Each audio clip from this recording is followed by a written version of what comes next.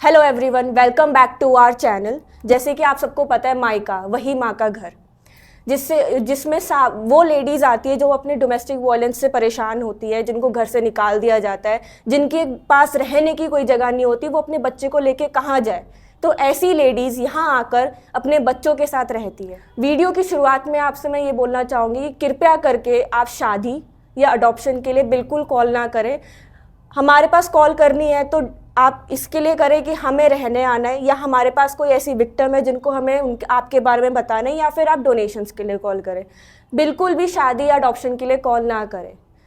तो आज हमारे साथ एक महिला हैं जो यहाँ पे आके रह रही हैं। तो आज जानते हैं, हमारे पास एक महिला बैठी है, ऐसा इनके साथ क्या हुआ जो उनको अपना घर छोड़ के यहाँ पे मायका में आना पड़ा। नमस्ते मैडम। तो ऐसा क्या हुआ कि आपको अपना घर छोड़ के, अपना परिवार छोड़ के मायका में आके रहना पड़ा? मैं 15 साल की थी। बचपन से मेरे मम्मी पापा सब थे। मैं 15 साल की थी जब मेरी शादी कर दी गई थी। मैंने 8 क्लास ही पास किया था और मैं आगे पढ़ना चाहती थी, लेकिन मैं बहुत छोटे से गांव से हूँ। खेती किसानी करते थे मेरे पापा, तो वहाँ पे बच्चियों की जल्दी शादी कर देते हैं। तो मैं सिर्फ 15 साल की थी जब मेरी शादी हुई थी। और इस बात को नाबालिग होते कानूनी नहीं है, लेकिन फिर भी वहाँ पुलिस आती है, लेकिन वो पैसे दे देते हैं तो पुलिस कुछ नहीं करती। इसलिए मुझे पुलिस से भी कोई मदद नहीं मिली थी। और शादी के 6 महीने तक मैं ठीक रही अपने ससुराल में, लेकिन शादी के 6 महीने बाद मेरे पति मुझे गाली गलौज मारना, वो भी ऐसे नहीं जैसे गांव में तो चूल्हे पर खाना बनता है तो उसमें बनाती थी मैं खाना, तो उससे मुझे लकड़ी लेके जला देना और बहुत टॉर्चर करते थे। तो बीच में मैं फिर अपने मम्मी पापा के घर चली गई। पापा को बुलाया तो उनके घर चली गई। मैं 6 महीने तक वापस अपने ससुराल नहीं आई। तो मेरे पति ससुराल गए, फ़ोन पे कॉन्ट्रैक्ट करते थे, तो मैं फ़ोन नहीं उठाती थी क्योंकि वो बहुत ज़्यादा टॉर्चर करते थे, हर तरीके से मारना पीटना, जानवरों जैसे हैं। हम तो जानवर को भी मारते समय रोने लगते हैं अगर उसे ज़ोर से मार दो। तो फिर वो जब कहने लगे मैं बदल गया हूँ और नहीं, मरने की धमकी देने लगे, तो मैंने सोचा कि शायद बदल जाएं। हो सकता है 6 महीने बहुत होता है, मतलब हो सकता है बदल जाएं। तो फिर मैं आना चाहती थी, लेकिन मेरे मम्मी पापा इसके खिलाफ थे कि हम नहीं पहुंचाएंगे, ऐसे नहीं भेजाएंगे हम। तो मैंने कहा मम्मी पापा को समझाया, पर वो नहीं समझे। तो फिर जब मैं आई तो मेरा मम्मी पापा से झगड़ा हो गया। तो उन्होंने ये बोला कि अब तुम अपने ससुराल जा रही हो तो हमारे लिए तुम मर चुकी हो, मर जाओगी, ये तुम्हें मार डालें या तुम मर जाओ, हमें उससे कोई मतलब नहीं। मेरा भाई है एक बड़ा, और मम्मी पापा और मैं सिर्फ भाई बहन हैं। तो उस बात को 1 साल हो गया था पूरा, लेकिन मेरे मम्मी पापा ने मुझे कोई फ़ोन नहीं किया, कोई कॉन्ट्रैक्ट नहीं किया। और इसी बात का फ़ायदा उठाते हुए मेरे हस्बैंड का टॉर्चर और बढ़ गया। इस मतलब ऐसे मानना कि अगर थाली में नमक भी कम है ना, थाली में नमक नहीं है, पानी नहीं है, उसी चीज़ को मेरे ऊपर फेंक के मार दिया करते थे।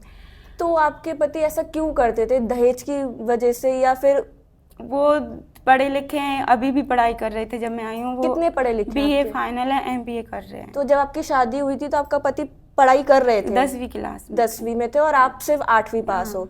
तो वो जिस तरह आपने बताया कि वो आपको लकड़ी से जला देते थे और थाली में अगर नमक कम है तो मार देते थे, तो ये किस वजह से करते थे? उनका बिहेवियर ही ऐसा था या फिर उनको कोई भड़काता था? क्या होता था?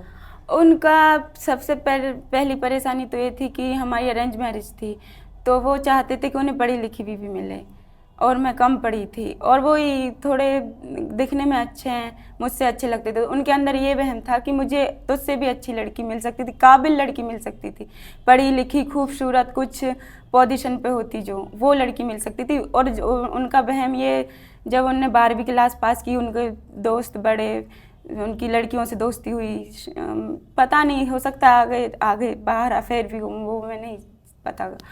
तो जब जाके उनको ना टॉर्चर करना शुरू किया उनने। पहले तो सब ठीक था 6 महीने तक, शुरू के शादी के 6 महीने तक सब ठीक था, मगर जब उनको ये रियलाइज हुआ कि मुझे और अच्छी पत्नी मिल सकती थी, पढ़ी लिखी मिल सकती थी, तो वो आप पे गुस्सा उतारने लग गए। मगर एक बात मुझे बताओ कि जब आपसे शादी हो रही थी, आपको माँ बाप ने ही पसंद किया होगा उनके, या उनको आपके बारे में पता ही होगा ना? हाँ, नहीं, वो मुझे देखने आए थे एक रात हमारे घर। तब उन्होंने मना क्यों नहीं किया? आपने कभी ये चीज़ पूछी नहीं उनसे? हाँ, तो बोलने लगे कि तब मेरी मम्मी पापा की मर्जी थी, तो मैं उनके खिलाफ नहीं जा सकता था। लेकिन अब तो तू मेरी मतलब मेरे लिए बोझ है, जिम्मेदारी है, वो समझ के सिर्फ निभा रहा हूँ, ऐसे बोलते थे। और ज़्यादा सवाल जवाब करती थी तो बस वही मारा पीटी। तो आपके सास ससुर कभी आगे नहीं आए आपको बचाने? नहीं, मेरे ससुर शराब पीते हैं तो उन्हें तो कोई मतलब ही नहीं अपने घर से, और सास अपने बेटे के साइड रहती, क्योंकि एक ही बेटा है ना, तो वो अपने बेटे के साइड रहती। तो जब आप यहाँ मायका में आई तो उससे पहले आप कहाँ रह रही थी, और ऐसा क्या हो गया था कि अब आपको लगा कि नहीं, अब बस मेरी बर्दाश्त की सीमा पार हो चुकी है, अब मुझे घर छोड़ना है?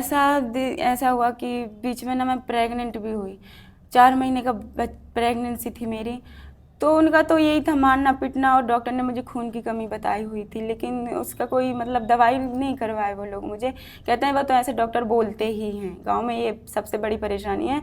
मैं नहीं, गांव में बहुत सी ऐसी औरतें हैं जो अगर वो डॉक्टर बोल देगा ना कि इनको दवाई कराओ प्रेगनेंसी में, तो कहते हैं तो डॉक्टर सिर्फ खर्चे के लिए बोलते हैं। तो उनने मतलब झगड़ा हो गया था हमारा, रात का टाइम था, तो खाना बनाया था मैंने, तो मैं उनको डाल नहीं पाई थी, थक गई थी, शायद तबीयत ख़राब थी, तो मैं लेटी हुई थी बेड पे। तो मैंने कहा आप मम्मी से बोल दो या फिर मेरी छोटी ननद है उनसे बोल दो। तो फिर उनने मुझे लात मार दी थी जो मेरे पेट में घल गई थी। तो उस टाइम आप 4 महीने की प्रेग्नेंट थी और सिर्फ खाना ना देने की वजह से पति ने पेट पे लात मार दी।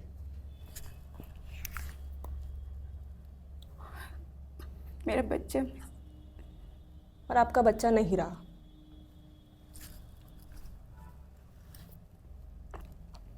मतलब लोगों की कितनी छोटी सोच है। अगर पत्नी ने खाना नहीं दिया, वो 4 महीने की प्रेग्नेंट है, तो वो अपनी माँ से या अपनी देवरानी से बोल सकता था कि मुझे खाना लगा के दे दो, बच्चा भी तो उसी का है ना उसके पेट में।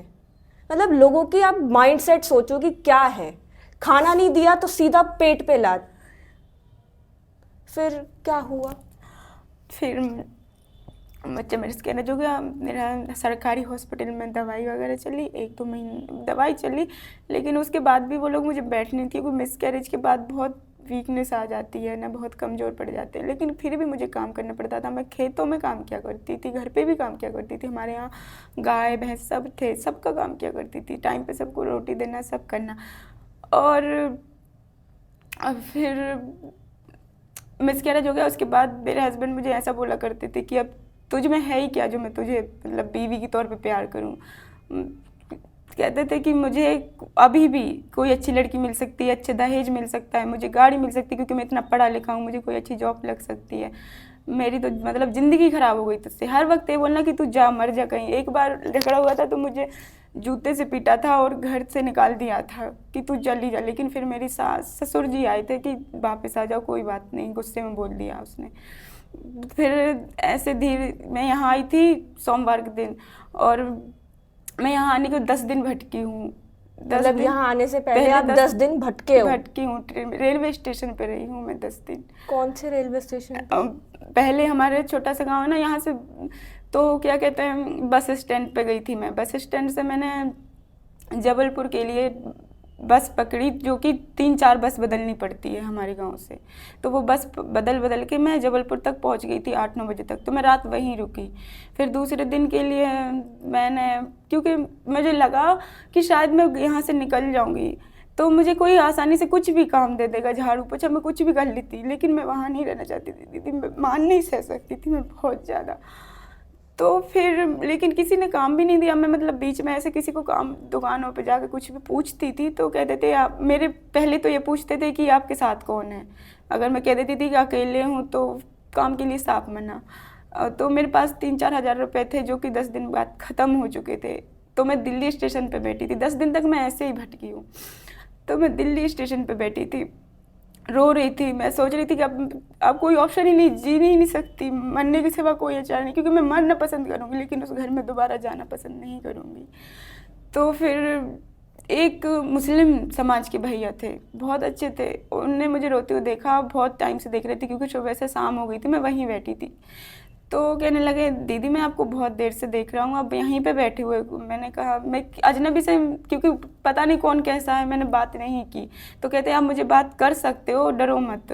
आप, मैं कहीं नहीं कहूँगा कि आप यहाँ से उठ के वहाँ चलो या वहाँ से उठ के यहाँ आओ, लेकिन मुझसे बात करो, परेशानी बताओ, हो सकता है मैं आपकी कोई मदद कर सकता हूँ।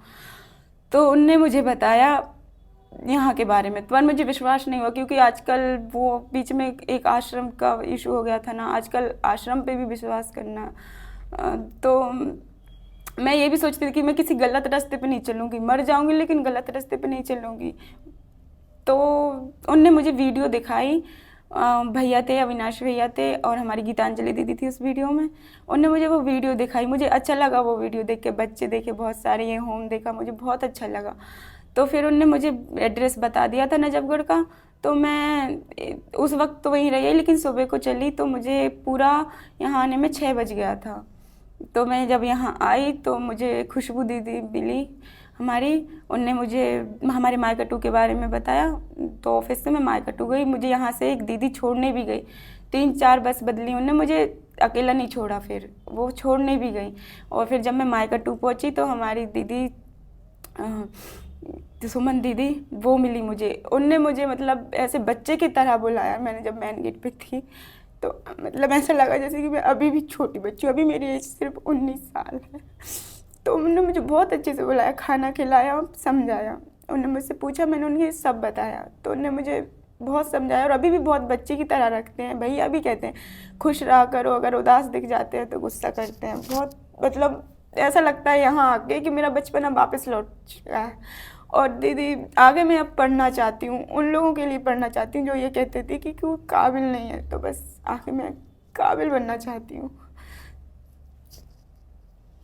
तो आप लोग देख सकते हैं कितनी कितनी कठिनाइयाँ पार करने के बाद एक औरत ने सुसाइड करना नहीं सोचा, मगर जब वो यहाँ आने से पहले जो 10 दिन भटकी, उनके दिमाग में सिर्फ यही था कि अब मेरे पास मरने के अलावा कोई ऑप्शन नहीं है, मैं इससे अच्छा मर जाऊँ मगर वापस उस घर में नहीं जाना चाहती।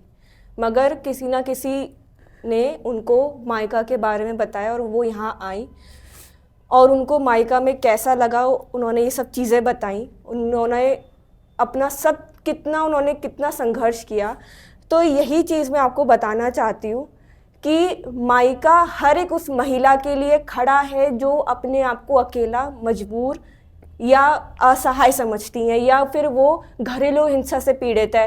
वो चाहे फिजिकल टॉर्चर हो, चाहे वो सेक्सुअली टॉर्चर हो, चाहे वो मेंटली टॉर्चर हो, चाहे वो दहेज के लिए प्रताड़ना हो, या इसलिए कि उसने बेटी पैदा कर दी। ऐसे बहुत से केसेस हमारे मायका में आते हैं जो सिर्फ इन सब चीज़ों की वजह से उनको घर से निकाल दिया जाता है अपने बच्चों के साथ, और कह दिया जाता है कि आज से तू हमारे लिए मर गई और हम तेरे लिए मर गए। आप लोगों से गुजारिश है कि इस वीडियो को इतना शेयर करिए, इतना शेयर करिए कि हर एक उस लड़की या उस औरत के पास जा सके जिसको इस वीडियो की नीड है, जिसको मायका की नीड है, और वो यहाँ आके फ्री ऑफ कॉस्ट रह सकती है। इन्होंने जैसे कि बताया कि अविनाश भैया ने उनको समझाया और उनको अपनी बेटी की तरह, अपनी बहन की तरह समझाया, और उन्होंने बोला कि मुझे सिर्फ खुशी वाले चेहरे चाहिए, उदास रहना यहाँ पे अलाउड नहीं है। तो ये बिल्कुल बात सत्य है। अविनाश भैया अपनी किसी भी बहन बेटी को दुखी नहीं देख सकते, किसी भी बहन या बेटी की आंखों में एक बूंद आंसू नहीं देख सकते। आज वो अविनाश भैया, आज वो अविनाश जैन सब बहनों और औरतों के लिए खड़े, और उनका एक ही एक नारा है और एक ही उनकी सोच है कि मैं हर देश की बहन और महिला के लिए खड़ा हूँ। जब उस बहन और महिला को ज़रूरत हो तो वो ये ना बोल सके कि जब मुझे ज़रूरत थी तो कोई नहीं खड़ा था। अब हर महिला ये बोल सकती है कि जब मुझे ज़रूरत थी तो अविनाश भैया मेरे लिए खड़े थे। तो आप लोगों का साथ और प्यार हमारे साथ बना रहे, और आप इस वीडियो को इतना शेयर करिए, और इस वीडियो को लाइक करना मत भूलिएगा, और हमारे चैनल को सब्सक्राइब करना मत भूलिएगा। नमस्कार।